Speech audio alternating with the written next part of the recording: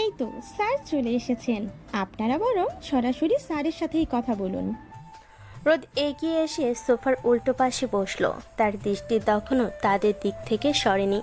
সে যেন বুঝতে চেষ্টা করছে এই অসময়ে হুট করে সবার একসাথে এখানে আসার কারণ কি। নিলয় এবারে কিছুটা অভিমান ও অভিযোগের সুরে বলে উঠল, কি রে রোদ, কালই তো তোকে জানালাম যে নিভাকে তোর স্কুলে ভর্তি করিয়েছি। তুই তো কোনো পাত্তাই দিলি না, কোনো রেসপন্সই করলি না। আর আজ তোর সাথে জরুরি কথা বলার জন্য আমরা এখানে সবাই মিলে বসে আছি। বন্ধুদের দিকে তাকিয়ে রোদের কপালে সূক্ষ্ম বিরক্তির ভাঁজ পড়ল। সে চেয়ারে হেলান দিয়ে বসে খানিকটা তাচ্ছিলের স্বরে বলল, আসলে তোমাদের সমস্যাটা কি বলো তো? তোমরা যেখানেই যাচ্ছ গোয়েন্দার মতো চারজন একসাথে কেন যাচ্ছ? তোমাদের মাঝে কি এমন রহস্য চলছে যে সারাক্ষণ এভাবে দল ভেদে ঘুরছো? আমি তো কিছুই বুঝতে পারছি না। রোদের এই সরাসরি প্রশ্নের ঘরে পরিবেশটা মুহূর্তে বদলে গেল। নীলিমা আর সোনালি একে অপরের দিকে তাকালো, যেন তারা রোদের এই মেজাজটার জন্য একদমই প্রস্তুত ছিল না। সোনালি হুট করে কিছুটা শান্ত স্বরে বলে উঠল, আসলে রোদ, ব্যাপারটা হচ্ছে মেঘলা। কিন্তু মেঘলার নামটা উচ্চারণ করতে রোদের মেজাজ সপ্তমে চড়ে গেল। সে চিৎকার করে তাদের উদ্দেশ্যে বলে উঠল, কিসের মেঘলা? তোমরা সবাই মেঘলাকে নিয়ে পড়ে আছো কেন? কোথায় পাবো আমি মেঘলাকে? যেদিন থেকে এসেছো আমার মাথাটা খারাপ করার জন্যই কি তোমাদের সবার নাম মুখে এই নাম নিয়ে ঘুরছো? তোমরা কি ভেবে রেখেছো আমি কিছু জানি? আমি যদি সব জানতাম তাহলে কি আজও এখানে থাকতাম? তোমাদের বন্ধু আকাশ ফিরেছে। যাও তোমরা বাড়িতে গিয়ে দেখা করো, ওর কাছ থেকে সব জেনে নাও। এই বলে রোদ রাগে গজগজ করতে করতে রুম থেকে বেরিয়ে গেল। এদিকে রোদের এমন আশঙ্কিক রাগে রুমের সবাই পাথরের মতো হাঁ করে তাকিয়ে রইল। নীলয়, সবুজ, নীলিমা, সোনালীকেও কোনোদিন রোদকে এমন হুট করে রেগে যেতে দেখেনি। প্রিন্সিপাল ম্যাডাম হতভম্ব হয়ে বললেন, স্যার কি ঠিক আছেন? স্যারের সাথে কি আপনাদের কোনো সমস্যা হয়েছে? রোদ স্যারকে তো এমনভাবে আচরণ করতে আগে কখনো দেখিনি। নীলয় আর সবুজ তো নির্বিকার হয়ে রোদে যাওয়ার পথের দিকে তাকিয়ে রইল। তারা বিশ্বাসই করতে পারছে না যে রোদ এমন আচরণ করতে পারে। নীলিমা যেন নিজের কানকেও বিশ্বাস করতে পারছিল না। রোদের বলা শেষ কথাগুলো শোনার পর সে কিছুক্ষণ স্তম্ভিত হয়ে দাঁড়িয়ে রইল। পুরো ঘরটা নিস্তব্ধ হয়ে গেছে। রোদ যে এতক্ষণ রাগে চিৎকার করে কি কি যে বলে গেল তার সবটা যেন তাদের মাথায় ঢুকছিল না। শুধু ওই শেষ কথাটা তীরের মতো বিঁধল। নীলিমা হঠাৎ থমথমে গলায় বলে উঠল, রোদ, রোদ এইমাত্র কি বলে গেল? আকাশ ফিরেছে, আমাদের আকাশ। নীলিমার কথা শুনে নীলয় আর সবুজের ঘোর কাটল। তারা একে অপরের দিকে তাকালো। যে আকাশ 3 বছর ধরে নিখোঁজ, যার কোনো হদিস কেউ জানতো না, সে ফিরে এসেছে। এটা ভাবতে তাদের বুকটা ধক করে উঠল। সবুজ অস্পষ্ট স্বরে বলল, আকাশ ফিরছে মানে? রোদ কি সত্যি বলছে, নাকি রাগের মাথায় যা মুখে এসেছে বলে দিয়ে গেল? নীলয় মাথায় হাত দিয়ে বসে পড়ল। সে বিড়বিড় করে বলল, রোদ অকারণে এমন কথা বলবে না। ওর মেজাজ আজ যতটা চড়া ছিল তাতে মনে হচ্ছে সে অনেক বড় কিছু চেপে রেখেছে, যা সে আর চাপতে পারছে না। আর সত্যি কি আকাশ সত্যি বাড়ি ফিরে এসেছে? রুমের ভেতর উপস্থিত সবে এক অদ্ভুত পরিস্থিতির মুখে দাঁড়িয়ে। প্রিন্সিপাল ম্যাডাম তখনও অবাক হয়ে তাদের কথা শুনছিলেন, কিন্তু তার দিকে আর কারোর খেয়াল নেই। সবার মনে এখন একটাই চিন্তা, আকাশ যদি ফিরে থাকে তবে সে এখন কোথায়, আর রোদ কেন এত ক্ষিপ্ত। মা, আমাকে আজ কালো রঙের তাঁত পরিয়ে দাও, আর কালো প্যান্ট ফুল প্যান্ট পরিয়ে দিবে তো, না হলে ক্লাসের মেয়েগুলো আবার তো বললে তো তো বাবু। মেঘলা ছেলের এমন কাণ্ড কারখানা দেখে হেসে ফেল। সে বীরকে আদর করে চুমু খেয়ে বলল, আচ্ছা বাবা, তুমিই বড়, কিন্তু কালকে কালো শার্ট আর কালো প্যান্ট পরলে তো তোমাকে একদম সিনেমার ভিলেনের মতো লাগবে। তখন তো সবাই আরো বেশি ভয় পাবে। বিদ্যাতে দমে যাওয়ার পাত্র নয়। সে জানালার দিকে তাকিয়ে গম্ভীর হয়ে পড়ল। মেঘলা হেসে ওর চুলে হাত বুলিয়ে দিতে দিতে বলল, আচ্ছা, আজ তোমার কথা মতোই কালো শার্ট আর প্যান্ট পরিয়ে দেব, কিন্তু আমার ভিলেন বাবুটা আজ স্কুলে গিয়ে কোনো দুষ্টুমি করবে না তো, কেমন? কখনোই না। বীর কিছু একটা ভেবে আবার বলল, মা, আমাকে ওই টুপি বুলিয়ে দিবে, তার তো যেটা কাল কিনে দিয়েতে। আচ্ছা বাবা, দেবো, এবার দ্রুত চলো, লেট হয়ে যাবে না হলে। আচ্ছা। স্কুলের অফিস রুমের বাইরে করিডোরে তখন যেন এক অদ্ভুত নিস্তব্ধতা। নীলই, সবুজ, নীলিমা আর সোনালি সবাই তখনও পাথর হয়ে দাঁড়িয়ে। রোদে সেই চিৎকার আর আকাশ ফিরেছে কথাটা তাদের মাথায় পাচ্ছে। সবুজ অস্পষ্ট স্বরে বলল, রোদ কি পাগল হয়ে গেল? আকাশ আসবে কোথা থেকে? 3 বছর পর হুট করে ফিরে আসা কি অতই সহজ? আর ফিরবে যখন, তখন পালিয়েছিল কেন? ঠিক সেই মুহূর্তে স্কুলের মেইন গেট দিয়ে একটা কালো রঙের বুগাটি এসে থামলো। নীলয় আর সবুজ তখনও বারান্দায় দাঁড়িয়ে রোদের বলা কথাগুলো হজম করার চেষ্টা করছে। হঠাৎ পুরো করিডোরে এক অদ্ভুত চেনা সুগন্ধে মজে উঠল। গ্রিড অ্যাভেন্টাস পারফিউমে সে রাজকীয় আর পুরুষালী ঘ্রাণটা নাকে আসতে নীলিমা, সবুজ, নীলই চমকে একে অপরের দিকে তাকালো। এই ঘ্রাণটা তাদের খুব চেনা। এটি কেবল কোনো সুগন্ধি না, এটি কোনো মানুষের ব্যক্তিত্বের পরিচয়। শুরুতেই আনারস এবং বার্গামোটোর এক অদ্ভুত সতেজতার সাথে কালো কারেন্ট আর আপেলের হালকা মিষ্টি আমেজ, যা সবার মনে মুহূর্তে এক চেনা দোলা দিয়ে গেল। কিন্তু ঘ্রাণটা গভীর হতে সময় নিল না। বার্ডস আর প্যাচলির সেই রাজকীয় পুরুষালী গন্ধের সাথে মিশে আছে মরক্কান জেসমিন আর গোলাপের এক স্নিগ্ধ আভা। অবশেষে কস্তুরী ও ওকমস, অ্যাম্বারগ্রিস আর ভ্যানিলার এক উষ্ণ ও স্থায়ী আবেশ পুরো করিডোরকে আচ্ছন্ন করে ফেল। এই ঘ্রাণটা এতটাই তীব্র আর চেনা যে বন্ধুরা চোখ বন্ধ করে বলে দিতে পারবে এটি আকাশ ছাড়া আর কারোর হতে পারে না। ভারী বুটের শব্দ তুলে করিডোর দিয়ে কেউ একজন দীপ্ত পায়ে এগিয়ে আসছে। করিডোরের সবাই, টিচার থেকে শুরু করে গার্ড, সবার দৃষ্টি গেটের দিকে স্থির হয়ে গেল। নীলিমা কাঁপা কাঁপা গলেই বলে উঠল, এই পারফিউমটা তো, এই ঘ্রাণটা তো শুধু একজনেরই ছিল। সবার চোখের সামনে দিয়ে হেঁটে আসছে সেই দীর্ঘদেহী মানুষটা। পরনে তার ঘুটঘুটে কালো রঙের শার্ট, যার হাতা দুটো কোনোই পর্যন্ত নিখুঁতভাবে কোটানো। কবজিতে রোদ লেগে চকচক করছে দামি রোলেক্স সাবমেরিনার ব্যান্ডের একটি ঘড়ি, কালো প্যান্ট, ব্যাগ ব্রাশ করা চুল আর কাঁধে চোলানো বোন চাঁদের স্কুল ব্যাগ। আকাশে সেই চিরচেনা বাঁকা হাসিটা এখনো আগের মতোই আছে। সে চাঁদের হাত ধরে শান্ত পায়ে বন্ধুদের ঠিক সামনে এসে দাঁড়ালো। বন্ধুদের পাথর হয়ে যাওয়া মুখের দিকে তাকিয়ে সে অত্যন্ত স্বাভাবিক গলায় বলল, কিরে, 3 বছরে কি খুব বেশি বদলে গেছে? তোর এমনভাবে তাকিয়ে আছিস যেন কোনো ভূত দেখছিস। বন্ধুরা সবাই এতটাই হতভম্ব যে কারোর মুখ দিয়ে কোনো কথা বের হচ্ছে না। নীলিমার চোখ দিয়ে টপ টপ করে পানি পড়ছে। সোনালি অবিশ্বাসের দৃষ্টিতে তাকিয়ে আছে। 3 বছর পর সেই একই লোক, একই পারফিউম আর সেই একই আকাশ, যাকে তারা কখনো ফিরে পাবে না বলে মেনে নিয়েছিল, সে আজ তাদের সামনে রক্ত মাংসের মানুষ হিসাবে জীবন্ত দাঁড়িয়ে। আকাশ এবার সবুজের কাঁধে হাত রেখে হাসি মুখে বলল, কই, কেউ তো জড়িয়ে ধরলে না? আমি কি তবে সত্যি বড় হয়ে গেছে? সারা করিডোরে তখন শুধু আকাশেরই গলার শব্দ প্রতিধ্বনিত হচ্ছে। অথচ ঠিক ওই মুহূর্তেই করিডোরের অন্য প্রান্ত দিয়ে বীরের হাত ধরে বেরিয়ে আসছিল মেঘলা। আকাশের গলার আওয়াজটা কানে যেতে মেঘলা থমকে দাঁড়ালো। এই কণ্ঠস্বর তার চেনা, খুব চেনা। কিন্তু এখানে এই সময় মাথা কাজ করার আগে মেঘলার মনে ভয়ের এক তীব্র স্রোত বয়ে গেল। সে আর এক মুহূর্ত দেরি না করে বীরকে নিয়ে দ্রুত অন্য একটা ফাঁকা রুমে ঢোকার চেষ্টা করলো। কিন্তু বিধিবাম বীর তার আগেভাগে দেখে ফেলেছে তার ফুপি চাঁদকে। বীর মায়ের হাত ছাড়িয়ে তীব্র গতিতে দৌড় দিল। মেঘলা কিছু পৌঁছার আগে বীর গিয়ে চাঁদকে জড়িয়ে ধরল। তার ছোট ছোট হাত দিয়ে চাঁদের গাউন আঁকড়ে ধরে মিষ্টি গলে চিৎকার করে উঠল, আমার তার। এই দৃশ্য দেখে করিডোরের সবাই, বিশেষ করে নীলিমা, হতভম্ব হয়ে তাকিয়ে রইল। আকাশও তার বোনের দিকে তাকিয়েছিল, কিন্তু চাঁদের পায়ের কাছে ছোট্ট বীরকে দেখে সেও থমকে গেল। মেঘলা জমে গিয়ে দাঁড়িয়ে রইল করিডোরের এক পাশে। তার আর পালানোর কোনো পথ নেই। সে কিছু না ভেবে রোদকে খুঁজতে তার অফিসের দিকে ছুটল। এমন একটা দৃশ্য দেখে আকাশ চাঁদের দিকে তাকিয়ে ভুরকুচকে জিজ্ঞেস করল, কে এটা চাঁদ? আকাশের এই প্রশ্নে চাঁদ রীতিমতো ভয়ে কাঁপাকাঁপি শুরু করে দিল। সে অনেক কষ্টে তোতলামি করে মুখ দিয়ে উচ্চারণ করলো। তাতে আকাশ আরো অবাক হলো। আসলে ও তো বীর।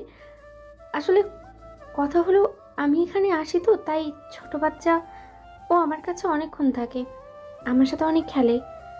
এখানকার এক ম্যাডামের ছেলেও। তোমরা কথা বলো, হ্যাঁ? আমি বীরকে নিয়ে ওদিকে যাচ্ছি।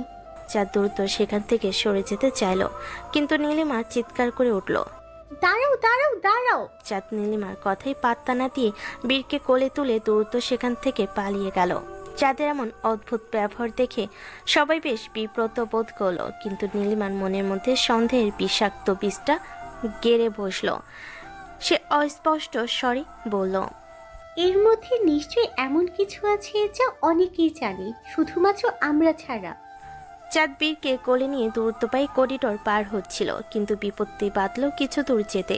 তাড়াহুড়ো করতে গিয়ে চাঁদ হোঁচট খেয়ে উপর হয়ে পড়ে গেল। দৃশ্যটা দেখে আকাশে এক মুহূর্ত সময় নষ্ট না করে দৌড়ে গিয়ে তাদের তুলতে গেল। চাঁদ কোনো মতে সামলে উঠে দাঁড়ালো, কিন্তু বীর ফুপিয়ে ফুপিয়ে কাঁদতে লাগলো। পড়ে গিয়ে সে বেশ অনেকটা ব্যথা পেয়েছে। বীরকে পড়ে যেতে দেখে আকাশ চট করে তাকে কোলে তুলে নিল।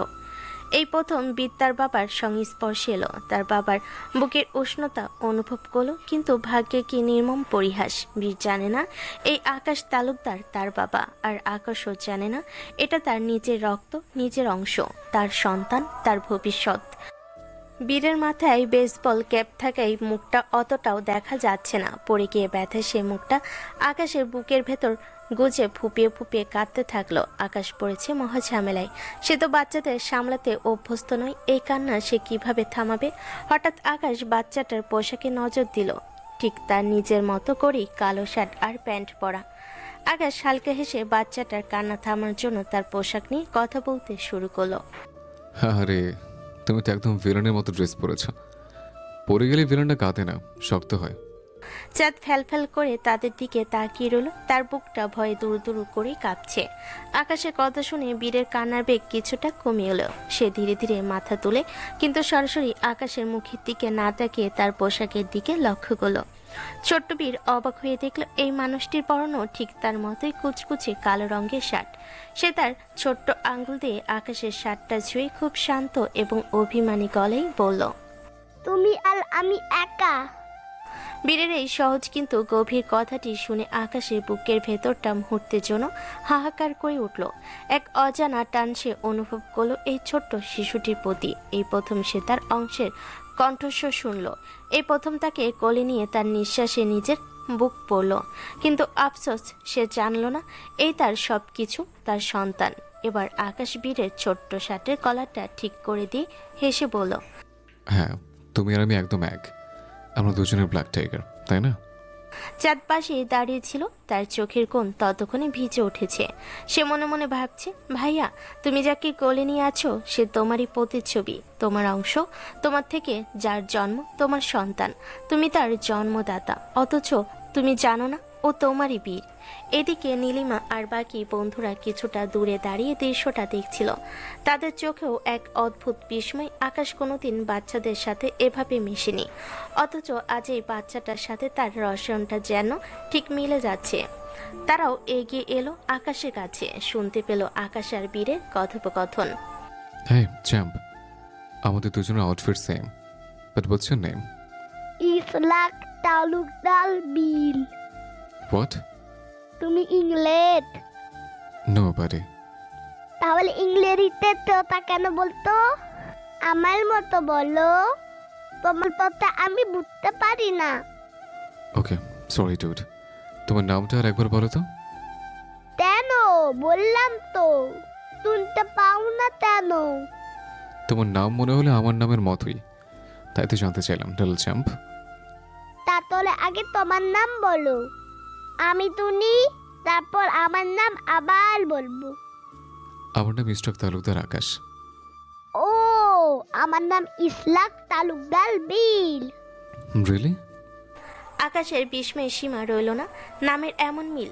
আকাশ ভয় আর আবেগে পাথর হয়ে দাঁড়িয়ে রইল। আকাশের বিস্মিত রিয়েলি শব্দটা এতটাই জোরে করিডোরে প্রতিধ্বনিত হলো যে পাশে দাঁড়িয়ে থাকা নীলয়, নীলিমা, সবুজ আর সোনালি সবাই চমকে উঠল। বীরের নাম শুনে সবাই হতবাক হয়ে আকাশের দিকে তাকিয়ে রইল। আকাশের গলার আওয়াজে বীর আবার ভয় পেয়ে ফুপিয়ে কেঁদে উঠল। চাঁদ এবার এক মুহূর্ত দেরি না করে দ্রুত বীরকে আকাশের কোল থেকে নিজের কোলে নিয়ে সেখান থেকে প্রায় দৌড়ে চলে গেল। চাঁদ আর বীর দ্রুত চলে গেলেও আকাশ তখনও তাদের যাওয়ার পথের দিকে হাঁ করে তাকিয়ে আছে। তার চোখে মুখে অবিশ্বাসের ছাপ। আর ঠিক তার পাশে দাঁড়িয়ে থাকা 4 বন্ধু, নিলয়, নীলিমা, সবুজ আর সোনালি। অদ্ভুত দৃষ্টিতে আকাশ আর আকাশের শূন্য কোলের দিকে তাকিয়ে আছে। তাদের মনে এখন হাজারো প্রশ্ন আর সন্দেহের দানা বাঁধছে। চাঁদ বীরকে কোলে নিয়ে প্রায় দৌড়াতে দৌড়াতে রোদের অফিসে এসে ঢুকলো। সেখানে আগে থেকে মেঘলা আর রাত্রি উপস্থিত ছিল। বীর তখনও ফুপিয়ে ফুপিয়ে কাঁদছে। চাঁদ রুমে ঢোকা মাত্রই মেঘলা এক প্রকার ছো মেরে বীরকে কোল থেকে নিজের কোলে তুলে নিল। তার বুকটা ভয়ে দূর দূর কাঁপছে। বীরের কান্না থামানোর জন্য সে তাকে বুকে চেপে ধরল। বীরের এই কান্না মেঘলা সহ্য হয় না। রাত্রি অবাক হয়ে জিজ্ঞেস করলো, কি হয়েছে চাঁদ? তুমি এভাবে বীরকে নিয়ে দৌড়ে আসলে কেন? আর ও কাছে কেন? চাঁদ তখনও হাঁপাচ্ছে। সে দম নিয়ে করিডোরে ঘটে যাওয়া সব কথা খুলে বলল। কিভাবে বীর আকাশের কোল থেকে নিজের নাম বলেছে আর তাদের দুজনে সেই অদ্ভুত কথোপকথন। চাঁদের কথা শুনে রাত্রি রীতিমতো হতবাক। বীর তার বাবার কোলে উঠেছে, এমনকি তারা একে অপরের সাথে কথাও বলেছে, অথচ আকাশ জানলো না এটা তারই রক্ত। কিন্তু মেঘলা যেন পাথরের মতো হয়ে গেছে। সে কোনো কথা বলছে না, নিস্তব্ধ হয়ে বীরের মুখের দিকে তাকিয়ে আছে। বীর হুবহু আকাশের মিনি ভার্সন। কান্নার ফলে বীরের সেই অদ্ভুত সবুজ বেগুনি রঙের চোখের মণিগুলো এখন গাঢ় লালচে সবুজ হয়ে গেছে। ফর্সা গালে দুটো টকটকে লাল আর রাগে বা ব্যথায় তার কপালের মাঝখানে দুটো শিরা ফুলে উঠেছে, ঠিক যেমনটা আকাশের হতো। রাত্রি আর চাঁদ তখনও রুদ্ধশ্বাসে কথা বলে যাচ্ছে, কিন্তু রোদ সেদিকে কান দিচ্ছে না। সে তীক্ষ্ণ দৃষ্টিতে তাকিয়ে আছে মেঘলার দিকে। রোদের ঠোঁটের কোণে এক চিলতে রহস্যময় হাসি ফুটে উঠল। সে মনে মনে ভীষণ খুশি। যেভাবেই হোক ভাইয়া তার নিজের সন্তানকে কোলে নিয়েছে, তাকে ছুঁয়েছে। এটাই তো সে চেয়েছিল। রোদ মনে মনে ভাবল, মেঘলা তুমি আর কতদিন ওকে আগলে রাখবে? এবার শুরু হবে আমার নতুন মিশন। ভাইয়া আর বীরের বারংবার দেখা করানোই হবে আমার কাজ। দেখি তুমি বীরকে ভাইয়ার থেকে কিভাবে লুকাও। রোদ জানালার ওপাশে আকাশের করিডোরে দাঁড়িয়ে থাকার দিকে তাকালো আর মনে মনে পরবর্তী চাল সাজাতে লাগলো। সত্যিটা এখন শুধু সময়ের অপেক্ষা। রোদকে অনেকক্ষণ ধরে গম্ভীর হয়ে কী সব ভাবতে দেখে রাত্রি ওর বাহুতে ধুম করে একটা কিল বসিয়ে দিল। রোদের শক্ত পেশিতে রাত্রির হাতের ধাক্কায় বেশ জোরে একটা শব্দ হলো, ধপ। রোদ ভীষণ অন্যমনস্ক ছিল, তাই হঠাৎ এমন আক্রমণে কিছুটা চমকে উঠল। ওদিকে মেঘলার কোলে মুখ গুজে থাকা বীর এই শব্দ আর দৃশ্য দেখে কান্নার কথা ভুলে গেল। সে চোখ বড় বড় করে ওদের দিকে তাকিয়ে খিলখিল করে হেসে উঠল। আন্নি টাট্টুকে মেরেছে। টাট্টু মাল খায়। বীরের এই নির্মল আর চটপটে কথা শুনে থমথমে ঘরটাতে হাসি রোল পড়ে গেল। মেঘলা আর চাঁদও নিজেদের হাসি চেপে রাখতে পারল না। রোদ তখন বীরের দিকে তাকিয়ে এক বাঁকা হাসি দিল। বীরের কপালে আলতো করে টোকা দিয়ে বলল, মাল আমি খাই না আব্বা, ওসব ছাইপাস তোর বাপ খায়, আমি শুধু তোর অন্যের চুমু খাই। বলেই সবাইকে অবাক করে দিয়ে রোদ রাত্রির গালে একটা শব্দ করে চুমু খেলো। তারপর কারোর উত্তরের অপেক্ষা না করে শেষ দিতে দিতে গটগট করে রুমের বাইরে বেরিয়ে গেল। কিছুক্ষণের মধ্যে কি থেকে কি হয়ে গেল কেউ কিছুই বুঝতে পারল না। মেঘলার চাঁদ একে অপরের মুখের দিকে তাকিয়ে রইল। রোজ যে এত লোকের সামনে এমন কাণ্ড করতে পারে তা ছিল কল্পনা অতীত। রাত্রির গাল ততক্ষণে লাউচে লাল হয়ে গেছে। রোদের এই নতুন বেপরোয়া আর রোমান্টিক রূপ দেখে সবই যেন নতুন করে আকাশকেই দেখছিল। আকাশের 4 বন্ধু তখনও করিডোরে সেই একই জায়গায় দাঁড়িয়ে আছে। নিভাকে তারা আগে ক্লাসরুমে দিয়ে এসেছে। আকাশের মাথায় তখনও ইশরাক তালুকদার বীর নামটা ঘুরপাক খাচ্ছে, কিন্তু বন্ধুদের দেখে সে স্বাভাবিক হওয়ার চেষ্টা করলো। আকাশ নিলয়ের দিকে তাকিয়ে বাঁকা হেসে বলল, কি রে নিলয়, তোর এখানে কেন? স্কুলের সাথে তোর কি সম্পর্ক? সবুজ সুযোগ পেয়ে মজা উড়াতে বলে উঠল, আরে বলিস না আকাশ, এই নীল নাকি আবার বাপ হয়েছে, তাই তো সাত সকালে ওর মেয়েকে স্কুলে ভর্তি করাতে এসেছে।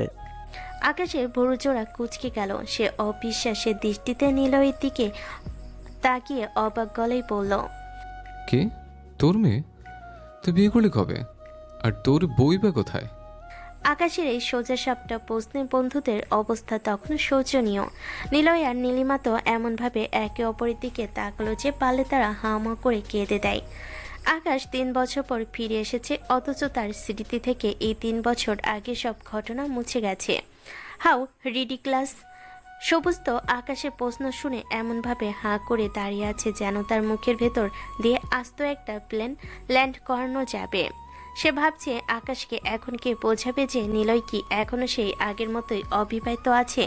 করিডোরে এক অদ্ভুত নীরবতা নেমে এলো। বন্ধুদের এমন ফ্যাকাশে মুখ দেখে আকাশ আরও সন্ধিয়ান হয়ে উঠল। সে আবার জিজ্ঞেস করলো, কে রে, চুপ করে আছিস কেন? নিলয়, সত্যি করে বলতো, তোর নিজের মেয়ে তো? আর কার বউ নিয়ে পালিয়ে বিয়ে করলে? কইছে? নীলিমার পায়ের নিচ থেকে যেন মাটি সরে গেল। আকাশের কণ্ঠে কোনো রসিকতা নেই, বরং এক অদ্ভুত স্বাভাবিক কৌতূহল। নীলিমা অবিশ্বাসের গলায় বলল, আকাশ, তুই আমাদের সাথে মজা করছিস? বল যে তুই এসব মজা করে বলছিস। আজব, আমাকে দেখে কি তোর মনে হচ্ছে আমি ফাজলামি করছি? তোদের সবার হাবভাব দেখে তো মনে হচ্ছে তোরে আমাকে কোনো ভূতরা নাটকের পার্ট ভাবছিস। আকাশ এবার নীলিমাকে খুঁটিয়ে খুঁটিয়ে লক্ষ্য করতে লাগলো, তারপর সোজা তার মুখের ওপর বলে দিল, আর নীল, তুই এমন বুড়ি বুড়ি হয়ে গেছিস কেন রে? আগে তো কত স্লিম ছিলে, এখন কেমন জানি মোটা হয়ে গেছিস। আর এসব কী ধরনের শাড়ি পরে আছিস? তোকে তো শাড়িতে একদম মানায় না। বন্ধুরা যেন পাথর হয়ে দাঁড়িয়ে আছে। আকাশ 3 বছর আগে সেই স্মৃতিতে আটকে আছে, যেখানে নীলিমা চটপটে এক তরুণী ছিল।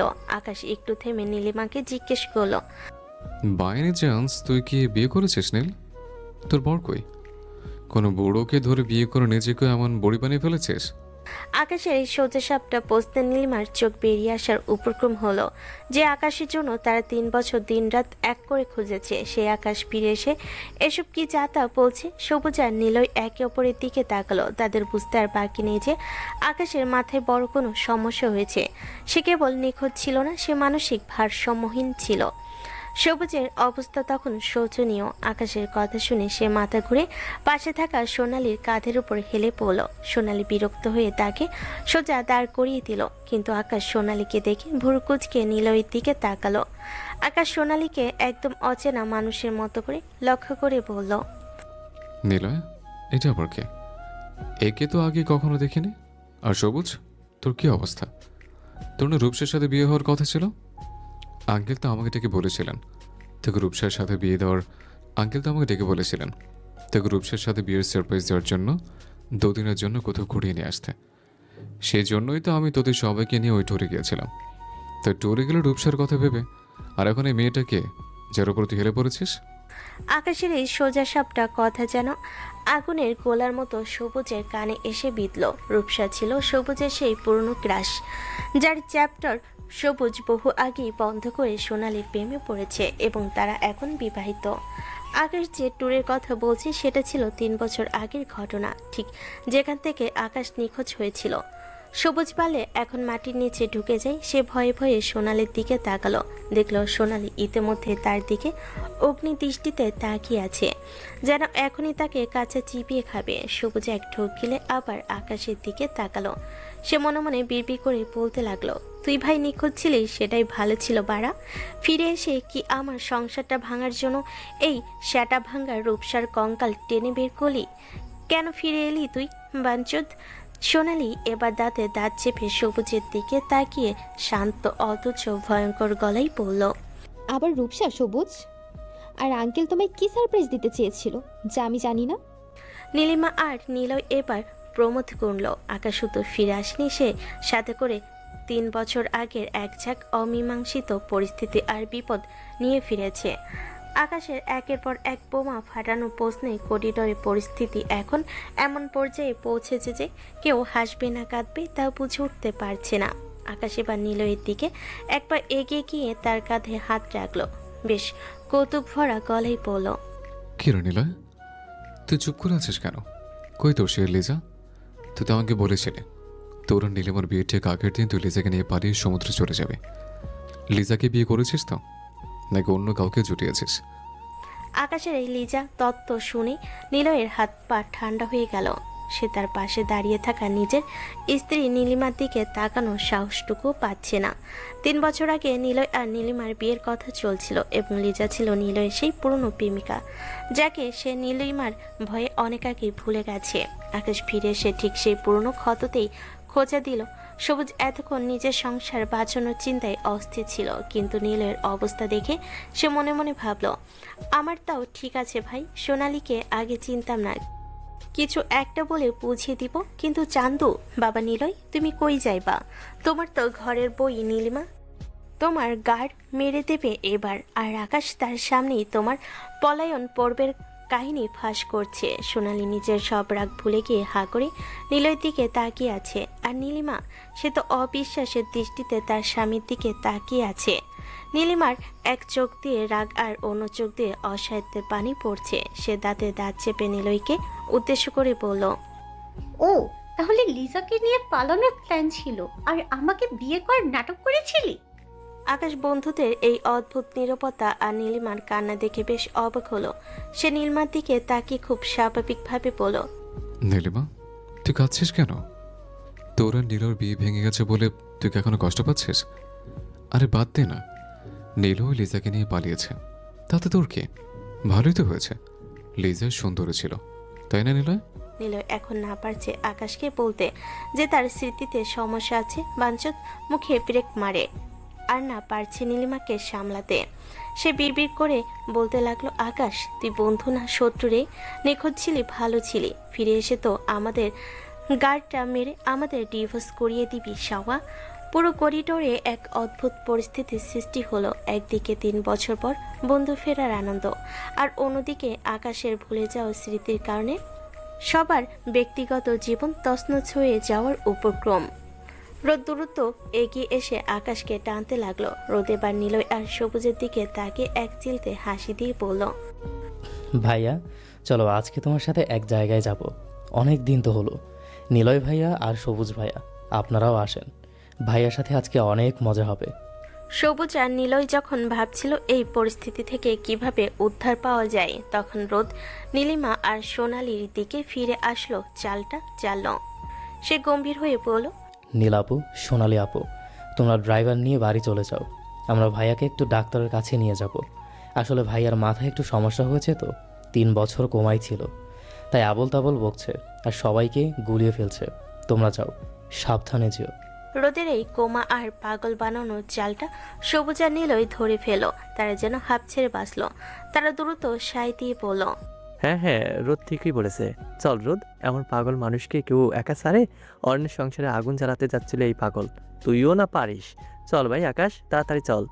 আকাশ তো এসব শুনে রাগে একদম ফায়ার হয়ে গেল। সে চিৎকার করে বলতে লাগলো, এই কি বললি তোরা? আমি পাগল? আমি কবে কমেছিলাম? তোরা কি আমাকে মারতে চাস নাকি? রোদ আর বন্ধুরা মিলে আকাশকে এক প্রকার হাত পা ধরে টেনে হিঁচড়ে সেখান থেকে সরিয়ে নিয়ে যেতে লাগলো। আকাশ সমানে গালাগালি করছে আর হাত পা ছুটছে। দূর থেকে যে কেউ দেখলে তাকে সত্যি কোনো মানসিক ভারসাম্যহীন রোগী ছাড়া আর কিছুই ভাববে না। এদিকে নীলিমা আর রূপালী হতভম্ব হয়ে করিডোরে দাঁড়িয়ে রইল। কি থেকে কি হয়ে গেল বুঝতে তাদের কয়েক মিনিট সময় লাগলো। নীলিমা একটা দীর্ঘশ্বাস ফেলে বলল, সোনালি, দেখলে অবস্থা? সত্যি কি আকাশ কোমায় ছিল? ও তো একদম পাগলের মতো আচরণ করছে। হয়তো হবে, 3 বছর নিখোঁজ ছিল, নিশ্চয়ই কোনো বড় দুর্ঘটনা ঘটেছিল। এখন আমাদের বরদের নামে যা তা বলে বেড়াচ্ছে। চলো বাড়ি যাই, এখন মাথা কাজ করছে না। দুজনে কথা বলতে বলতে বাড়ির দিকে হাঁটা দিল। তাদের মনে তখন আকাশের জন্য মায়া আর নিজেদের সংসারের কথা ভেবে একটু স্বস্তি কাজ করছিল। ভাবছিল আকাশ বোধ হয়ে সত্যি স্মৃতি হাতিয়ে ভুলভাল বকছিল। সন্ধ্যা নেমেছে তালুকদার বাড়িতে। ড্রয়িং রুমে এক থমথমে পরিবেশ। উপস্থিত আছেন জসিম তালুকদার, রানী বেগম, চাঁদ আর জ্যোৎস্না। জ্যোৎস্না অনেকক্ষণ ধরে জসিম তালুকদারের কাছে তার মনের কথা বলে কান্না জুড়ে দিয়েছে। জসিম তালুকদার ও জ্যোৎস্না জেদ আর চোখের জল দেখে কিছুটা নমনীয় হয়ে রানী বেগমের দিকে তাকালেন। তিনি গম্ভীর গলায় বললেন, ছোট বৌমা, আমি একটা কথা ভাবছি। আমাদের আকাশ তো ফিরেছে। এই 3 বছরে জ্যোৎস্না ওর জন্য অনেক চোখের জল ফেলেছে। মেয়েটা আকাশকে খুব ভালোবাসে। আমি চাই জ্যোৎস্নার সাথে আকাশের বিয়ে দিয়ে আমাদের পরিবারের বাঁধনটা আরও শক্ত করতে। জ্যোৎস্না এটাই চাইছে। জসিম তালুকদারের এই প্রস্তাব শোনা মাত্রই চাঁদ যেন আকাশ থেকে পড়ল। সে পাথরের মতো স্থির হয়ে তাকিয়ে রইল বাবার দিকে। রানী বেগম বিস্ময়ে হতবাক হয়ে মেয়ের দিকে তাকলেন। নিজের মেয়ে কতটা নির্লজ্জ আর অবুঝ হলে এই বাড়ির বড় ভাইয়ের সাথে নিজের বিয়ের প্রস্তাব এভাবে দিতে পারে? রানী বেগম নিজের রাগ সামলে কঠোর গলায় সরাসরি বারণ করে দিলেন। না বড় ভাইজান, আমি এই বিয়েতে কোনোদিন রাজি হব না। জ্যোৎস্না আমার মেয়ে হতে পারে, কিন্তু আকাশের সাথে ওর বিয়ে সম্ভব নয়। বাড়ির মেয়ে অন্য বাড়ির বিয়ে হবে, এক ঘর কুটুম বাড়বে। ঘরের মেয়েকে ঘরের ছেলের হাতেই তুলে দিয়ে আমি এই স্ত্রী নষ্ট করতে পারবো না। জ্যোৎস্না এতক্ষণ শান্ত থাকার চেষ্টা করছিল, কিন্তু মায়ের মুখে সরাসরি না শুনে সে হিতাহিত জ্ঞান হারিয়ে চিৎকার করে উঠল। কেন পারবে না মা? আমার ভালোবাসা কি তোমার চোখে পড়ে না? বাবা যাওয়ার পর থেকে সবাই কেন আমার সাথে এমন করছো? আমার দোষ কি? আমি কি আমার ভালোবাসা পাওয়ার অধিকার রাখি না? কেন তুমি আমার সুখের পথে বারবার বাধা হয়ে দাঁড়াচ্ছ? মা জ্যোৎস্না, বড়দের সাথে এভাবে কথা বলে না, শান্ত হও। কিন্তু জ্যোৎস্না তখন চরম উত্তেজিত। সে সমানে মায়ের সাথে তর্ক করে বাজে বাজে কথা বলতে লাগলো। তার মনে হচ্ছে আকাশকে না পেলে সে আজ মরে যাবে। সে মাকে উদ্দেশ্য করে অপমানজনক কথা বলতেও ছাড়ল না। রানী বেগমের ধৈর্যের বাঁধ এবার ভেঙে গেল। জ্যোৎস্নার মুখে এমন কথা শুনে তিনি আর নিজেকে সামলাতে পারলেন না। তিনি দ্রুত এগিয়ে গিয়ে জ্যোৎস্নার গালে সজোরে এক থাপ্পড় বসিয়ে দিলেন। পুরো ঘর নিস্তব্ধ হয়ে গেল। রানী বেগম জ্যোৎস্নার হাত শক্ত করে ধরে টেনে হিঁচড়ে সিঁড়ির দিকে নিয়ে যেতে লাগলেন। যার সময় তিনি জসিম তালুকদারের দিকে ফিরে অত্যন্ত দৃঢ় গলায় বলেন, ভাই বোনের মধ্যে এমন কোনো সম্পর্ক হবে না ভাইজান। জ্যোৎস্না এখন যা বলছে তা ওর পাগলামি। আমি থাকতে তালুকদার বাড়িতে এসব অনাচার হতে দেব না। রানী বেগম জ্যোৎস্নার কোনো কথাই শুনলেন না। তাকে টেনে হিঁচড়ে নিয়ে গিয়ে নিজের রুমে ঢুকিয়ে বাইরে থেকে দরজা আটকে দিলেন। জ্যোৎস্না ভিতর থেকে চিৎকার করে দরজা ধাক্কাতে লাগলো, কিন্তু রানী বেগম পাথর মতো দরজার বাইরে দাঁড়িয়ে রইলেন। তিনি জানতেন আকাশের জীবনের সত্যটা এখন বলা যাবে না, বলে পরিস্থিতি আরও জটিল হবে। কিন্তু জ্যোৎস্নাকে এই পথ থেকে ফেরানোই এখন তার প্রধান লক্ষ্য। ড্রয়িং রুমে জসিম তালুকদার আর চাঁদ স্তব্ধ হয়ে বসে রইলেন। চাঁদের বুকটা ভয়ে কাঁপছে। সে জানে বড় কোনো ঝড় আসন্ন। জ্যোৎস্না এমন করবে সে ভাবতে পারেনি। সে জানতো সে আকাশ ভাইকে ভালোবাসে, তাই বলে এমন কি করে সম্ভব? তার তো মেঘলা ভাবি আছে, আর বড় কথা বীর আছে। সে ভাবলো এই কথা রোদকে বলতে হবে। গাড়িটা ফাঁকা রাস্তা দিয়ে শস্য করে চলছে। স্টিয়ারিং ধরে আছে রোদ। তার পাশে সামনে সিটে বসে আছে নিলয়, আর পেছনের সিটে আকাশকে দুই দিক থেকে জাপটে ধরে বসে আছে সবুজ। কেউ আকাশে কোনো কথার উত্তর দেয়নি। সে রাগে মুখ বন্ধ করে বসে আছে। সে মনে মনে ভাবছে তার এক কথায় পুরো আলেকজান্দ্রিয়া কাঁপে, অথচ এই তিন বজ্জাতের কাছে তার কোনো মূল্যই নেই। গাড়ির ভেতর নিলয় আর সবুজ তখন রোদের কাছে আকাশের নামে নালিশ দিচ্ছে। নিলয় রোদের দিকে তাকে চরম বিরক্তি দিতে বলল, রোদ, তোর এই গুণধর বড় ভাইয়ের কাণ্ড দেখলি? 3 বছর পর এসে কুশল বিনিময় করবে না তা না, বউয়ের সামনে এক্সের নাম বলে সব ফাঁসিয়ে দিচ্ছে। আমার সাজানো বাগানটাও আজ মিল্ক ছাড়া দুধ বানিয়ে দিত। আকাশ এবার আমতা আমতা করে বলার চেষ্টা করলো, আরে ভাই, আমি তো যা জানি তাই বলেছে। লিজা তো। কথাটা শেষ করার আগে নিলয় পেছনের দিকে ঘুরে এক ধমক দিয়ে বলল, চুপ শালা হারামজাদা। 3 বছর কোন বালের চিপায় ছিলি, এখন এসে আমার জীবনটা মাহাব্বতী শরবত বানিয়ে দিতে চাইছিলি। সবুজ এবার আকাশের দিকে তেড়ে এসে বলল, আকাশ, তোর সেটা ভাঙ্গা মুখ বন্ধ রাখ, নাহলে প্ল্যান ক্র্যাশ করে তোর পিছন ঢোকাবো আমি। শুয়োরের বাচ্চা, বউয়ের সামনে এক্সের নাম নিস বজ্জাত। আকাশ দুজনের এমন ধমকার গালাগালি শুনে একদম চুপ হয়ে গেল। সে তো অবাক। সে মাত্র 3 বছর ছিল না, এর মধ্যে তার বন্ধুরা বিয়ে করে ফেল, আর তাকেই এখন হারামজাদা বলছে। সে রাগে গজগজ করতে লাগলো। রোদ আয়নায় ভাইয়ের মুখটা দেখছে আর মিটিমিটি হাসছে। অবশেষে গাড়িটা এসে থামলো সেই পুরনো আড্ডার জায়গায়, টিনের চায়ের দোকানের টঙের সামনে। রোদ গাড়ি থেকে নামতে নামতে বলল, চলেন ভাইয়ারা, আজ আড্ডা হবে একদম পুরনো স্টাইলে। টিনের চায়ের দোকানে টঙ্গের সামনে 4 জন দাঁড়িয়ে, সবার হাতে গরম চায়ের ভার, অন্য হাতে জ্বলন্ত সিগারেট। শুধু রোদের হাতে কোনো সিগারেট নেই। সে নির্বিকার ভঙ্গিতে চায়ে চুমুক দিচ্ছে। রোদ যে সিগারেট খায় না এমন নয়, কিন্তু বড় ভাইয়ের সামনে সম্মান বজায় রাখতে সে আপাতত সেটা স্কিপ করেছে। সবুজ রোদের এই ভালো মানুষই দেখে নিজের সিগারেটটা ওর দিকে বাড়ি দিয়ে ফাজলামি করে বলল, আরে রোদ, অত ফর্মালিটি মেনটেন করতে হবে না। নে ধর, সারা লিপ লম্বা এক টান মার। সবুজের এই কথা শুনে চায়ের দোকানদার বৃদ্ধ চাচা হেসে দিয়ে বললেন, বাবা, তোমরা আজও ঠিক একই রকম রয়ে গেছো। এই ছোটবেলা থেকে দেখছি তোমাদের তোমাদের এই পাগলামি একটু কমলো না। জীবন আছে যতদিন, ভণ্ডামি ততদিন, চাচা। ছোটবেলায় মক্তবে পড়েছিলাম, আরবি ব্যাকরণে কোথাও কোথাও 4 আলিফ টান দিয়ে পড়তে হয়। তাই বলে সিগারেট 4 আলিফ টান দেব কি করে? ওটা কি আরবি ব্যাকরণ নাকি?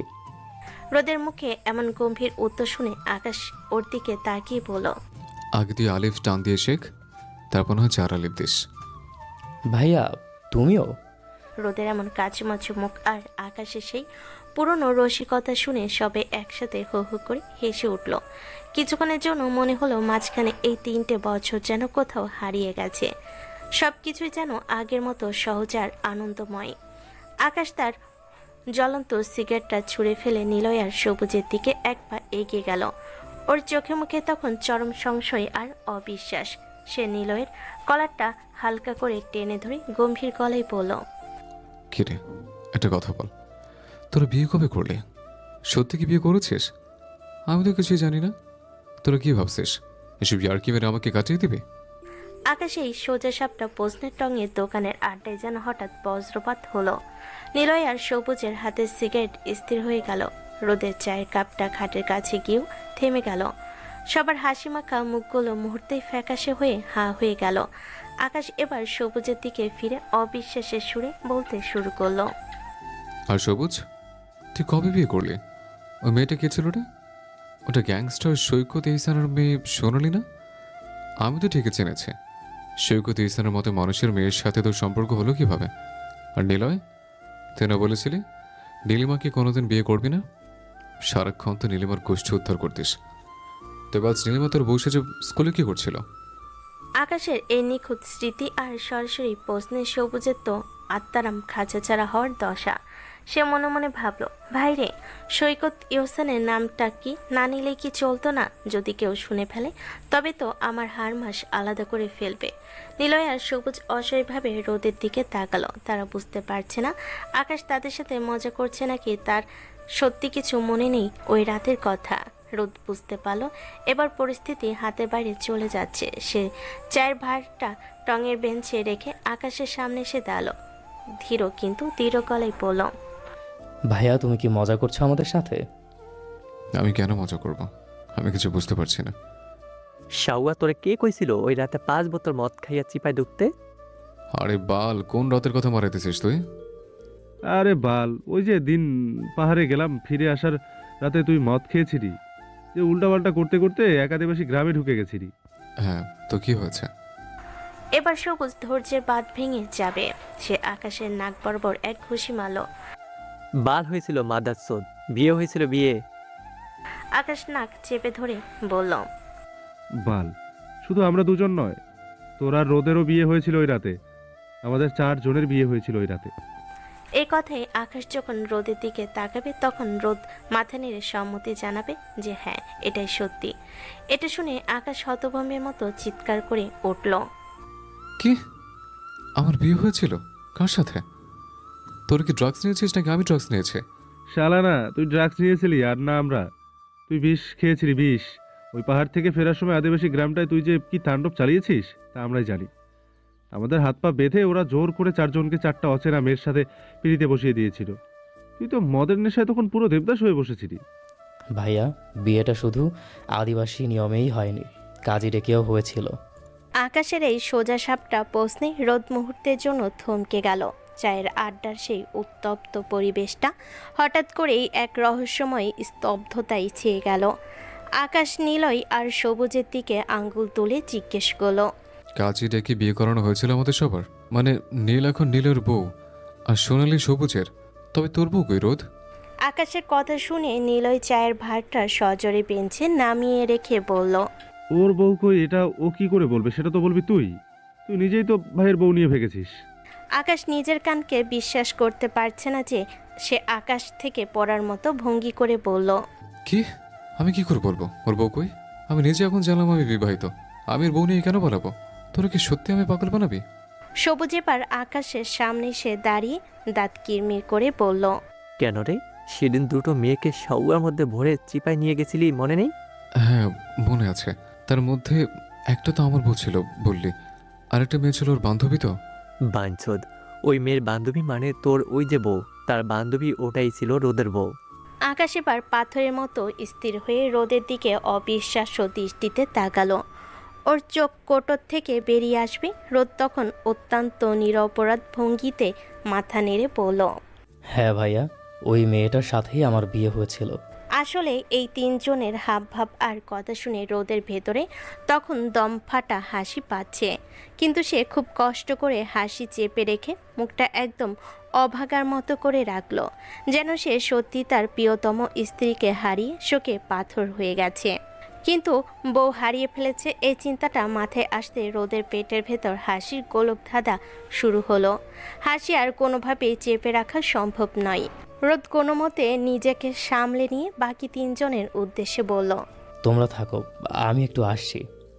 বলেই রোদ দ্রুত পায়ে চায়ের দোকানের পেছনে চলে গেল। আড়লে আসা মাত্রই সে আর নিজেকে ধরে রাখতে পারল না। দেওয়াল ধরে একদম পাগলের মতো একা একা হাসতে লাগলো সে। হাসতে হাসতে ওর চোখে পানি চলে আসার দশা। ঠিক সেই সময় চায়ের দোকানের ছোট্ট ছেলেটি নোংরা পানি ফেলার জন্য দোকানের পেছনে এলো।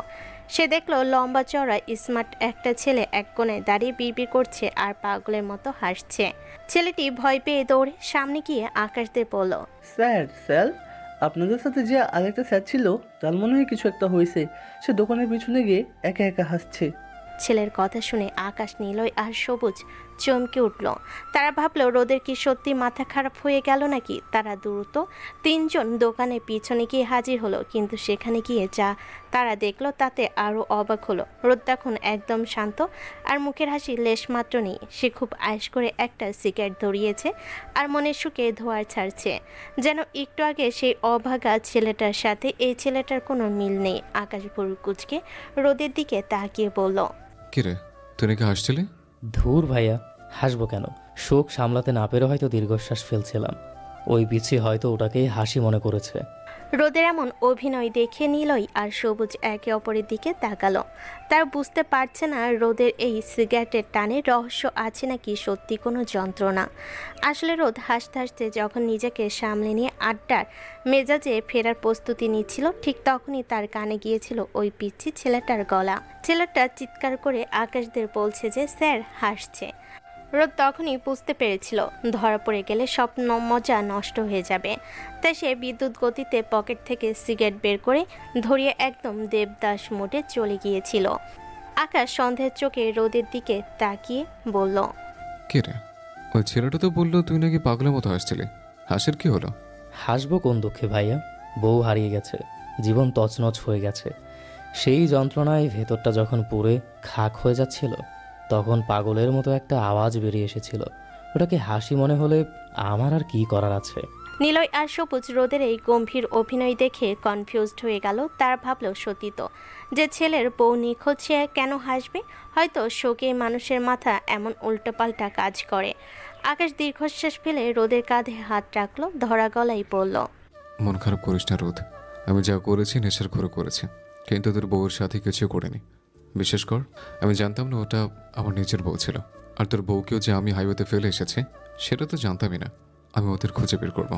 সবুজ এবার আকাশের দিকে তাকিয়ে কড়া গাল দিয়ে বলল, চুপ কর বাড়া, খুঁজবি কি করে?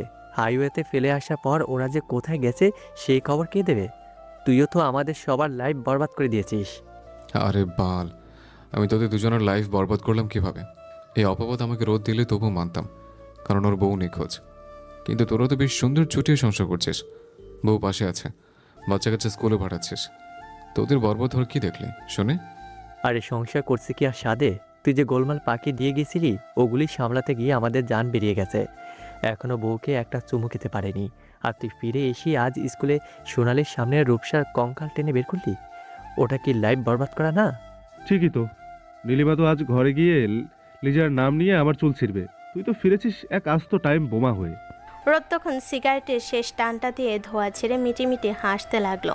সে মনে মনে ভাবলো, ভাইয়া এখনো কিছুই জানে না। যখন জানবে তার নিজের সাজানো সংসারটাও এই শহরে আছে, তখন সে নিজেকে কি গালি দেবে সেটা দেখার অপেক্ষায় আছে।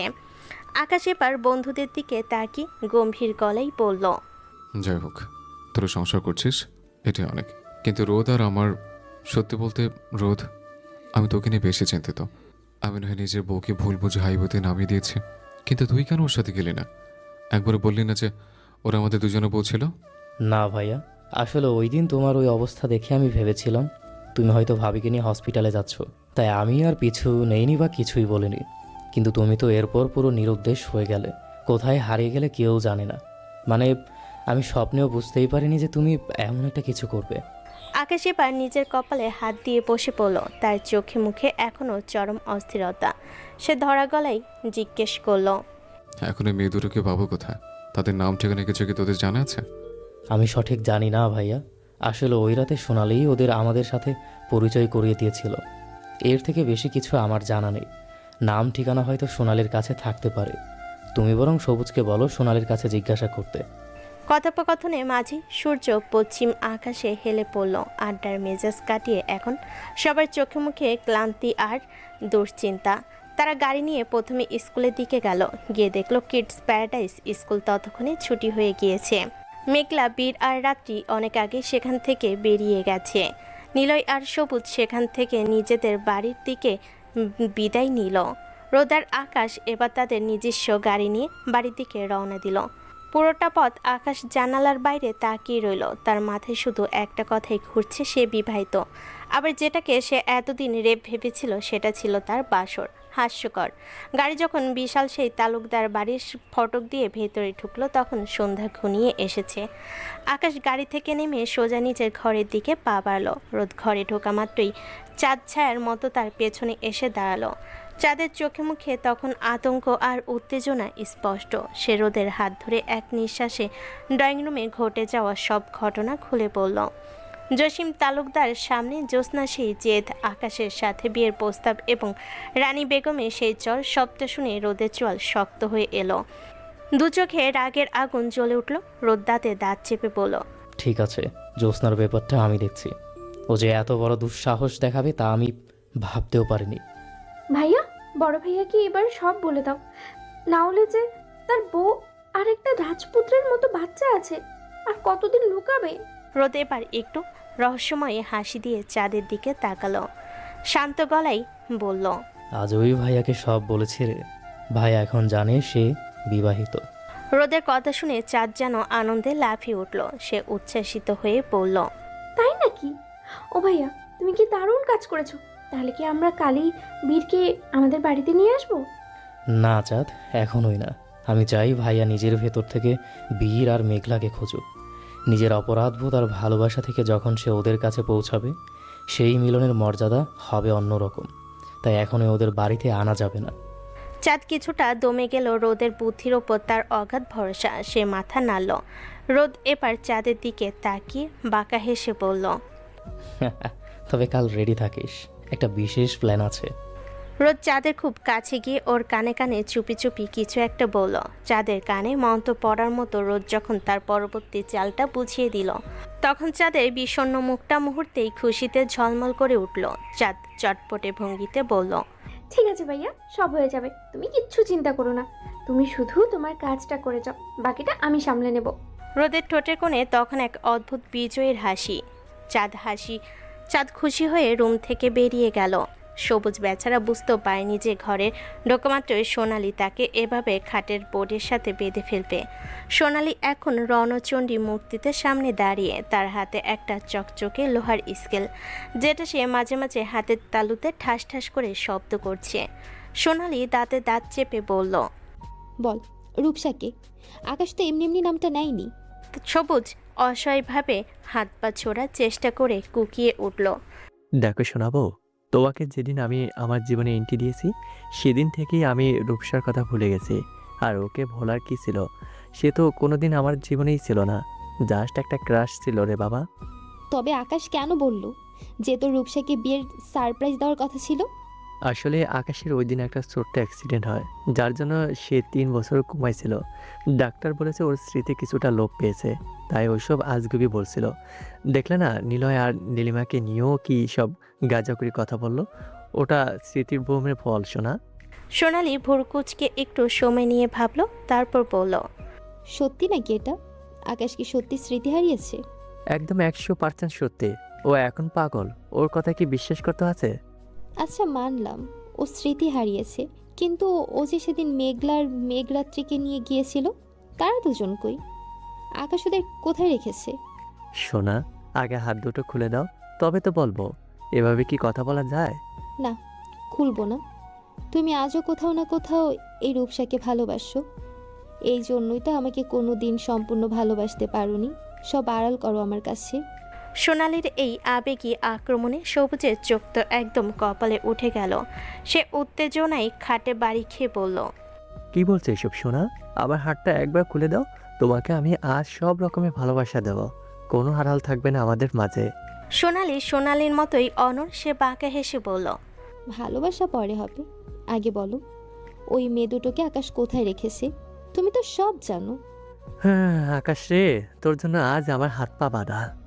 হ্যাঁ বলবো, সব বলবো, তবে আগে এই বাঁধনটা তো খোলো। সোনালির পরনে আজ টকটকে কমলা রঙের এক শাড়ি। আহমেদ পরিবারের অভিজাত্য আর নিয়মে বেড়াজালে সে নিজেকে মানিয়ে নিয়েছে ঠিকই, কিন্তু সবুজের সাথে তার দূরত্বটা ছিল যোজন যোজন। সোনালি যখন ঝুঁকে সবুজের হাতের বাঁধনগুলো খুলে দিয়ে সোজা হতে যাচ্ছিল, ঠিক তখনই ঘটল এক অভাবনীয় কাণ্ড। সবুজ এক ঝটকায় সোনালির কোমর জড়িয়ে ধরে তাকে নিজের শরীরের সাথে মিশিয়ে নিল। কিছু বুঝে ওঠার আগেই সবুজ সোনালির ঠোঁটে নিজের ঠোঁট ডুবিয়ে দিল। সব কিছু এত দ্রুত ঘটল যে সোনালি যেন জমে পাথর হয়ে গেল। মস্তিষ্ক কাজ করা বন্ধ করে দিয়েছে তার। বিয়ের পর থেকে সে সবুজকে খুব কমই কাছে পেয়েছে। সবুজ এয়ার ইন্ডিয়া এয়ারলাইন্সের ইন্টারন্যাশনাল পাইলট হওয়ার কারণে মাসের পর মাস দেশের বাইরে কাটিয়েছে। মাঝে মাঝে যখন একদিনের জন্য বাড়িতে আসতো, তখন তাদের মাঝে ছিল এক অদৃশ্য দেওয়াল। সবুজ ঘুমাতো সোফায় আর সোনালি বিছানায়, কিন্তু আজ সেই গম্ভীর দূরত্ব বজায় রাখা পুরুষটি যেন অন্য কেউ। সবুজের এই অতর্কিত এবং প্রথম পুরুষালী স্পর্শে সোনালি শাড়ির ভাঁজে আষ্টেপৃষ্টে জড়িয়ে থাকা কোনো জড়বস্তুর মতো নিথর হয়ে রইল। তার শরীরের রক্ত যেন এক লহমায় মাথায় চড়ে গেছে। অন্যদিকে সবুজ কিন্তু থামল না। সে বেশ গভীর মনোযোগ দিয়ে নিজের অধিকার প্রতিষ্ঠা করে যাচ্ছে, যেন 3 বছরের না পাওয়া সবটুকু ভালোবাসা সে আজ এক মুহূর্তেই পুষিয়ে নিতে চায়। স্কেলটা মেঝেতে পড়ে যাওয়ার শব্দ হলো, কিন্তু কারোরই সেদিকে খেয়াল নেই। সোনালির বুকের ভেতর ধকধকানিটা এখন সবুজের কানে পৌঁছাচ্ছে। 5 মিনিটে সেই উত্তাল ঝড় থামিয়ে সবুজ যখন সোনালিকে ছাড়ল, তার চেহারায় কোনো বিকার নেই, যেন কিছুই হয়নি। সে অত্যন্ত স্বাভাবিক ভঙ্গিতে আলমারি থেকে শার্ট আর প্যান্ট বের করে শীষ দিতে দিতে ওয়াশরুমে এগিয়ে গেল। সবুজের এই কুল অ্যাটিটিউড দেখে মনে হবে না যে একটু আগে সে সোনালির পুরো জগৎটা উলটপালট করে দিয়েছে। কিন্তু সোনালির অবস্থা এখন শোচনীয়। সে তখনও খাটের পাশে মূর্তির মতো দাঁড়িয়ে আছে। তার মস্তিষ্ক যেন প্রসেস করতে পারছে না তার গম্ভীর পাইলট স্বামীটা হুট করে এমন বিধ্বংসী রোমান্টিক হয়ে উঠতে পারে। ভাবতেই তার শ্যামলা রঙের ফোলা ফোলা গাল দুটো টকটকে লাল হয়ে উঠল। আয়নার দিকে তাকাতেই সোনালির চোখ ছানা বড়া। সবুজের দেওয়া ভালোবাসার চিহ্নটা তার ঠোঁটে স্পষ্ট হয়ে আছে। কামড়টা বেশ গভীর হয়েছে, তাই ঠোঁটটা এখনও জ্বলে যাচ্ছে। সে মনে মনে সবুজকে 100টা গালি দিল। জানোয়ার একটা, মানুষকে এভাবে কামড়ায়? এখন আমি নিচে যাব কি করে? কিন্তু ঘরে একা থাকতে তার আরও ভয় লাগছে। সে দ্রুত শাড়ির আঁচল দিয়ে মুখটা কিছুটা আড়াল করার চেষ্টা করে হনহন করে নিচে শাশুড়ির রুমের দিকে রওনা দিল। সিঁড়ি দিয়ে নামার সময় বিড়বিড় করে বলতে লাগলো, মহারাজ তো কামড় দিয়ে ওয়াশরুমে ঢুকে গেলেন, এখন আমি মুখ দেখাবো কি করে? দাঁড়াও, তোমার পাইলট গিয়ে আমি ছুটাচ্ছি। সোনালি রান্না শেষ করে যখন খাবার বাড় দিল, তখনও তার মাথায় সবুজে সেই অতর্কিত আক্রমণ ঘুরপাক খাচ্ছে।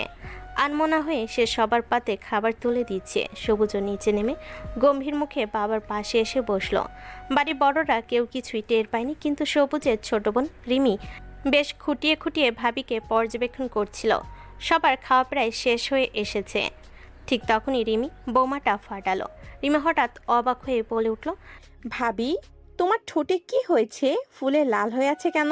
সোনালি তখন এতটাই অন্যমনস্ক ছিল যে হিতাহিত জ্ঞান হারিয়ে একদম সত্য কথাই বলে ফেল। তোমার ভাই কামড় দিয়েছে। কথাটা বলা মাত্রই ডাইনিং টেবিলে যেন বোমা ফাটলো। সবুজ তখন এক লোকমা মুখে দিয়েছিল। ওই অবস্থাতেই বিষম খেয়ে তার নাকে মুখে ভাত উঠে গেল। সে খক খক করে কাশতে কাশতে প্লেটটাকে বেসিনের দিকে দৌড় দিল। সবুজের অবস্থা তখন তথই বজ্র। সবুজের বাবার মা একে অপরের দিকে তাকিয়ে মুখ টিপে হাসতে লাগলেন। রিমি তো আরও এক কাঠি সরস, সে হাততালি দিয়ে বলে উঠল, ও আচ্ছা, তার মানে ভাইয়া তোমাকে চুমু দিয়েছে? এই কথা কানে যাওয়া মাত্রই সোনালির হুঁশ ফিরল।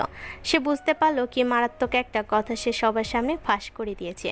লজ্জায় তার মনে হলো ধরিত্রী দ্বিধা হোক। সে আর এক মুহূর্ত সেখানে না দাঁড়িয়ে খাবার ফেলে রেখে শাড়ির আঁচল টেনে দ্রুত নিজের রুমের দিকে দৌড় দিল। বেসিনি মুখ দিয়ে সবুজ তখনও কাঁপছে।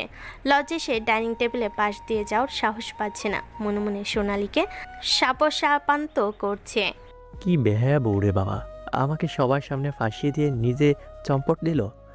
জীবনে আর কোনোদিন ওই বউকে ছোব না। পাইলট মানুষের ইজ্জতটা একদম পাংচার করে দিল। সবুজ ডাইনিং রুমে না গিয়ে রান্নাঘরের এক কোণে গিয়ে খাপটি মেরে দাঁড়িয়ে রইল। মা টেবিল গুছিয়ে রান্নাঘরে ঢুকে ছেলেকে ওভাবে দাঁড়িয়ে থাকতে দেখে হাসতে হাসতে বলেন, কি রে, এখনো এখানে কেন? যা ঘরে যা, রাত তো অনেক হলো। হ্যাঁ মা, ওই মানে পানি খাচ্ছিলাম, যাচ্ছে। বলে সবুজ একদম মাথা নিচু করে সিঁড়ি দিয়ে ঝড়ের বেগে নিজের রুমের দিকে রওনা দিল। আজ রাতে রুমের ভেতর যে আরেকটা যুদ্ধ হবে সেটা নিশ্চিত। সবুজ রুমে ঢুকে সোনালির দিকে এক পলকও তাকালো না। তার চোয়াল শক্ত, চোখে মুখে চরম বিরক্তি। দরজায় চাবি ঘুরিয়ে সে কোনো কথা না বলে সরাসরি লাইট অফ করে বিছানায় শুয়ে পড়ল। সোনালি তখনও খাটের এক কোণে গুটিসুটি মেরে বসে নিজের লজ্জাটুকু সামলাবার চেষ্টা করছিল। সবুজের এমন নির্বিকার ভঙ্গি দেখে সে অবাক হয়ে চিৎকার করে বলল, আপনি এখানে কেন? সোফায় যান। আমার বাড়ি, আমার ঘর, আমার বেড, আমি যেখানে খুশি ঘুমাবো, সেটার কৈফিয়ত তোকে দেব না। সোনালি চমকে উঠল। এই প্রথম সবুজ তাকে তুমি থেকে সরাসরি তুই করে কথা বলছে। সবুজের এই রুক্ষ ব্যবহার সোনালির সহ্য হলো না। সে অন্ধকারের মধ্যে সবুজের দিকে এগিয়ে এসে নরম সুরে ডাকল, কি হয়েছে তোমার? এমন করছো কেন? সোনালি যে না সবুজের গায়ে হাত দিতে গেছে অমনি সবুজ ঝটকা দিয়ে হাতটা সরিয়ে দিল। ঘৃণা ভরা গলায় বলল, ডোন্ট টাচ মি এনিমোর। কি হয়েছে বলবে তো? এমন কেন করছো? কি সমস্যা তোর? বললাম না আমাকে ছবি না। এক কথা বুঝতে পারিস না? স্বামী হিসাবে যখন মানিস না তখন বউ হওয়ার অধিকার দেখাতে আসবি না। বলে সবুজ বিছানা থেকে উঠে আলমারি থেকে নিজের ব্যাগ করে ধূপধাপ কাপড় গোছাতে লাগলো। সোনালি হন্তদন্ত হয়ে গিয়ে ব্যাগটা টেনে ধরার চেষ্টা করে বলল, কি হয়েছে বলো তো? এমন কেন করছো? সবুজ কোনো দয়ামায়া না দেখে সোনালিকে জোরে একটা ধাক্কা দিয়ে সরিয়ে দিল। ব্যাগটা কাঁধে নিয়ে দরজার দিকে যেতে যেতে হিমশীতল গলায় পড়ল, ডিভোর্স পেপার রেডি করে সাইন করে রেখে যাস। বাড়ি ফিরে যেন তোকে এই ঘরে আর না দেখি। সোনালি যেন পাথরের মূর্তিতে পরিণত হলো। তার কানে শুধু পাচ্ছে ডিভোর্স শব্দটা। একটু আগে যে উষ্ণতা সে অনুভব করেছিল সেটা কি তবে সবটাই মিথ্যা ছিল? সে চোখের জল মুছতে মুছতে সবুজের পিছু পিছু নিচে নামলো, কিন্তু ততক্ষণে সবুজের গাড়ি স্টার্ট দিয়ে মেন গেট পার হয়ে গেছে। নিচে সবুজের মা দাঁড়িয়েছিলেন। তিনি অবাক হয়ে সোনালিকে জিজ্ঞেস করলেন, কি হলো বৌমা? সবুজ এমন অসময়ে ব্যাগ নিয়ে কোথায় গেল? এমার্জেন্সি ফ্লাইট পড়েছে মা। শাশুড়ির সামনে থেকে কোনো মতে সরে এসে সোনালি নিজের রুমে ঢুকে খিল আটকে দিল। তারপর খাটে আস্তে পড়ে হাউমাউ করে কেঁদে উঠল। কি থেকে কি হলো সে এখনও জানে না। সোনালি বুঝতে পারছিল না হঠাৎ কি হয়ে গেল। সে কান্নায় ভেঙে পড়ল। দ্রুত নীলিমাকে কল করার চেষ্টা করলো। সোনালির মুখে সবুজ এমন আচরণে কথা শুনে নীলিমাও ভীষণ অবাক হলো। নীলিমা দ্রুত নিলয়কে এই কথা বলবে, নিলয় শুনে আকাশ থেকে পড়বে। কি বলছিস? সবুজ বাড়ি থেকে বেরিয়ে গেছে? ডিভোর্সের কথা বলেছে? পাগল নাকি ছেলেটা? নিলয় আর দেরি না করে সবুজের নাম্বারে ডায়াল করলো। একবার, দুবার, তিনবার সবুজ ফোন ধরছে না। নিলয় হাল ছাড়লো না। চতুর্থবার রিং হওয়ার পর ও পাশ থেকে গম্ভীর গলায় সবুজ ফোন ধরলো। হ্যালো, তুই কোথায় বে? মাঝরাতে ব্যাগ নিয়ে বাড়ি থেকে বেরোলি কেন? সোনালি তো কেঁদে কেঁদে কেঁদে শেষ। আমার বউ আমার জন্য কাঁদছে। ও রিয়েলি? দেখ সবুজ, হেয়ালি করিস না। সোনালি নীলিমাকে কল করে খুব কাঁদছে। তুই ওকে ডিভোর্সের কথা বললি কোন সাহসে? আরে বাল, 3 বছর ওকে কোনোদিন শুয়ে দেখিনি। আজ একটু শুয়ে দেখলাম। ভাবলাম রাতের জীবনের প্রথম ম্যাচ খেলাবো, কিন্তু বাল এয়ারলাইন্স থেকে কল করে বলল শিপিং পাইলট অসুস্থ, ইমার্জেন্সি লাগবে। আমি ওদের বারণ করে রুমে গেলাম। আর বালের বউ বলছে আমি বেড কেন শুচ্ছি? তুই বল, বেডে ওর সাথে শোবো না তো কি ওর নানির সাথে শোবো? তাই রাগে ওসব বলে বেরিয়ে এসেছি। সবুজের কথা শুনে নিলয় হাসবে না কাঁদবে বুঝতে পারছে না। বাসু করতে পারেনি বলে বকে ডিভোর্সের ভয় দেখিয়ে বাড়ি ছেড়েছে। নিলয় হেসে কুটি কুটি হয়ে বলল, শালা হারামজাদা, বাইরে যখন এসেছিস পিলস আর প্রোটেকশন নিয়ে বাড়ি ফের। সোনালি কাঁদছে। ফার্মেসি খোলা নেই রে। শালা বজ্জাত, মুড নিয়ে বার হয়েছিস বাড়ি থেকে। মোড়ের মাথায় আয়, আমি নিয়ে আসছি জিনিসগুলো। নিলয় ফোন রেখে নীলিমাকে সবটা বলতে দুজনে মিলে হাসিতে ফেটে পড়ল।